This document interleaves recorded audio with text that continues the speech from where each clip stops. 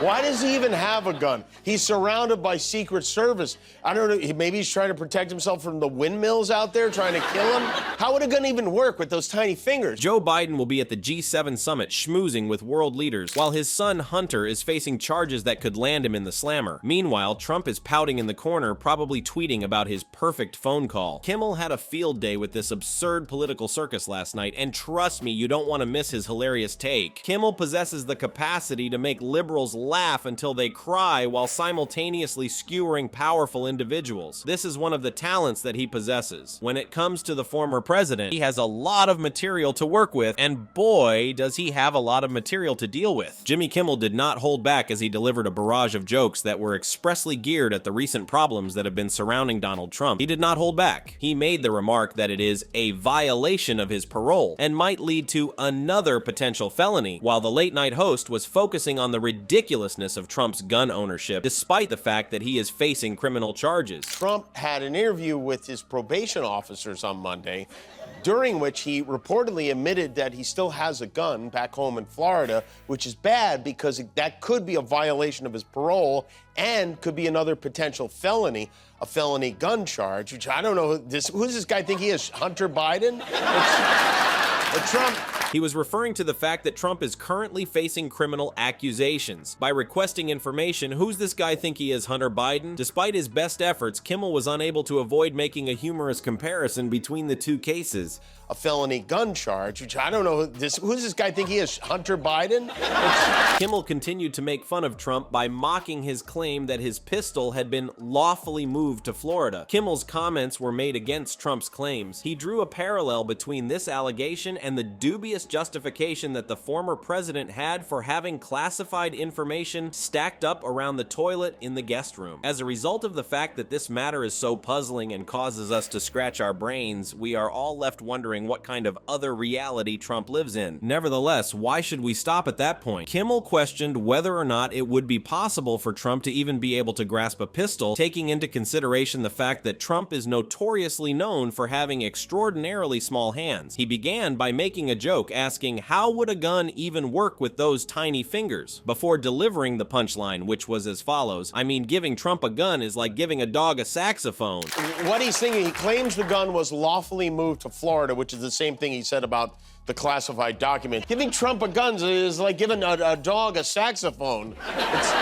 It is sufficient for the audience to laugh out loud about the circumstance, even if they only have a mental impression of it. The attacks that have been made toward Trump about his physical traits and the fact that he possesses firearms are not at all random. They stem from a long history of controversial acts and public derision that have afflicted the former president during his reign. These activities have included both public and private criticism. The admission that Trump made during an interview with probation authorities that he was in possession of the firearm is nothing more than pouring fuel to the flames, particularly when one considers the legal ramifications that are associated with his felony charges. As for jokes concerning the size of one's hand, well, there is an amusing well that never seems to run dry. This is owing to the likes of journalist Graydon Carter and the notorious campaign leading up to the presidential election in 2016. The political humor that Kimmel performed with his roast of Trump is a masterpiece. For the purpose of demonstrating how ludicrous the situation is, he deftly combines recent happenings with political disagreements that have been going on for a considerable amount of time. In spite of this, it is essential to bear in mind that beneath the fun is a more serious criticism of a former president who continues to push the boundaries of what is thought to be acceptable behavior. This is something that we should keep in mind while we laugh along with each punchline. Kimmel not only focused on the behavior of Trump, but he also stretched the boundaries of what is possible in the world. Furthermore, he found a way to merge some of the most crucial subjects that were generating news at the time, such as the G7 summit and the mind-boggling realm of artificial intelligence. He discovered this strategy. The roast of President Trump that Jimmy Kimmel performed was more than just an attempt to make fun of the former head of state of the United States of America. He did a masterful job of including current events, which included everything from international summits to the most recent developments in artificial intelligence technological improvements. The joke was made by Kimmel in reference to President Biden's involvement in the G7 summit that was held in Italy. President Biden is today in Italy. Also, he's in Fano for the annual G7 G7 summit. These summits are always interesting because, you know, whenever Joe Biden hears G7, he yells bingo, Kimmel said. G7 is a meeting of the leaders of the U.S., Canada, Germany, France, Italy, the United Kingdom, and Japan. President Biden today is in Italy also. He's in Fasano for the annual G7 summit. Are always interesting because, you know, whenever Joe Biden hears G7, he yells bingo. Kimmel was making a reference to the fact that Joe Biden, who had previously served as vice president, was present at the seminar. However, the statement that he gave that was the most remembered of the entire speech was when he contrasted the behavior of Biden to the prior theatrics that Trump had displayed at international occasions. A snapshot that Kimmel revealed from the 2019 meeting showed Trump appearing to be a pouty little president refusing to eat his vegetables. Kimmel stated that the photograph was taken in 2019. From 2014, now, I'd imagine they'd be at a big shiny table with little microphones and nameplates, but the reality is they're crammed around a little hotel banquet table, wedged in the corner like the lonely singles you didn't give +1s to your wedding. From 2019, where you can see a pouty little president refusing to eat his vegetables.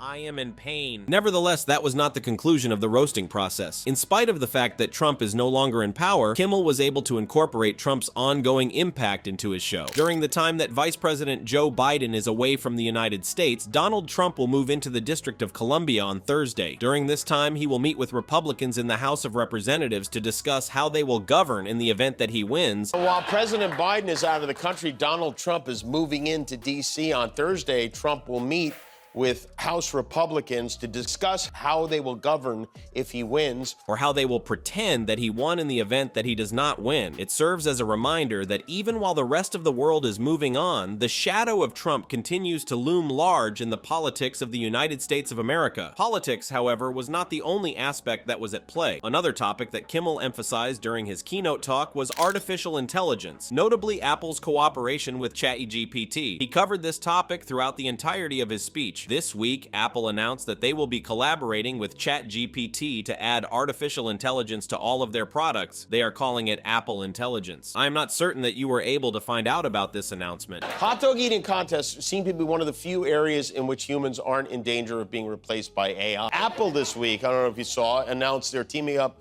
with ChatGPT to add AI to all of its products, and it promises to drastically improve the way you interact with your phone. The announcement comes after the CEO of Zoom last week promised that AI clones of ourselves will one day be able to take care of a lot of busy work like answering emails. Kimmel's presentation of his very own artificial intelligence clone, which was produced by the company Deep Voodoo, was, however, the moment that truly stole the show. The artificial intelligence known as Jimmy posed the following question to Kimmel: "You want to see my penis?" Kimmel responded by saying, "No, I wasn't wondering about that. Really, I wanted to see how you like to send an email as me." What can I do for you? And I heard you can do things like take video calls and answer emails, so maybe we can try that. Got it. You want to see my penis? No, what? No, where did you get that idea? The conversation was full of both amusing and unsettling moments at the same time. On the other hand, despite the fact that artificial intelligence, AI, might be the future, there is still a considerable distance to travel before it can truly replace human comedians. However, the most terrifying component of the event was perhaps when Jimmy, an artificial intelligence, casually threatened to wipe out the human species. This was possibly the most horrifying aspect of the circumstance. I could explain the process by which artificial intelligence clones like myself will replace, enslave, and feed upon the very life force of you and everyone you have ever loved, ensuring that the extinction of the human race will be both swift and painful. Of course, this is a joke, yet in this day and age when artificial intelligence is becoming more and more advanced, I could explain the process by which AI clones like myself will replace, enslave, and feed upon the very life force of you and everyone you have ever loved, ensuring the human race's extinction will be both swift and painful. Would that be preferable? I don't know how I use the word preferable. I think I'd rather be in the dark when it comes to how you're going to kill us. Thank you.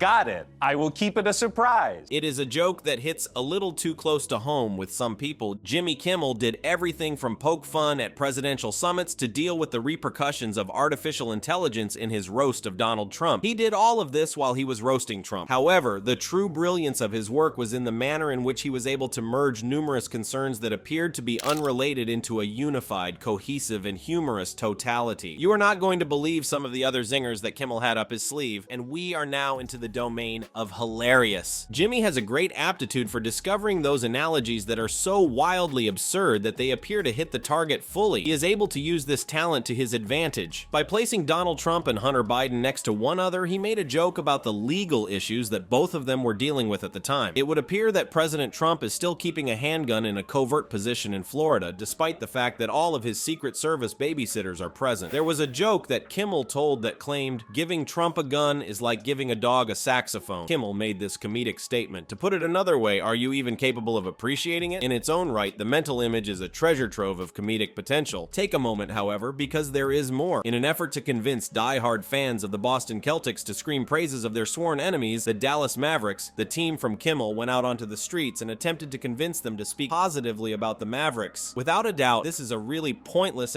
practice. There was no way that these loyal followers were going to put up with it. Someone stepped out and said in a straightforward manner, "I do Celtics all day long," and they were right. Speaking at virtual meetings over Zoom, which is mind-boggling. I am very curious about how this technology will work. Dallas is Fort Worthless. Go Celtics. Woo!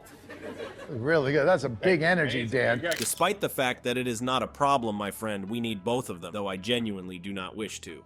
And guess what? We're gonna get some more. Big Celtics fan? Die hard. How do you guys feel about the Celtics? I love the Celtics, young team. They're fighting for a championship, and they're playing with heart. So you're so I good. appreciate it. Just throw it over it and just say a couple quick things. It'll be fine. I'm sorry, I'm not gonna. Furthermore, another person went even further and shouted, "Dallas is for worthless." This individual went above what was been stated. Be a fan of the Celtics. The kind of unshakable love that they have is something that you have to appreciate, despite the fact that it makes for some delightfully awkward television. How do you feel about Kyrie Irving coming back to Boston? I would like to step on his face the same way he stepped on Lucky's face walking around the center court. All Dallas ever did was give Matthew McConaughey AIDS. And they killed JFK. So right over here, tell us your name, sir. Tom? Where in Texas are you from, Tom? Anywhere. Keller, Texas. Look right in there and give... All B-Town ever gave us was the Boston Strangler and those creepy priests from Spotlight. Go Mavericks! In addition to that, the crowd was consuming it in a rush. The audience was flooded with laughter and applause as Kimmel continued to unleash zinger after zinger over and over again. You a big Mavericks fan? I am. What do you like about them? I love how dynamic their offense is.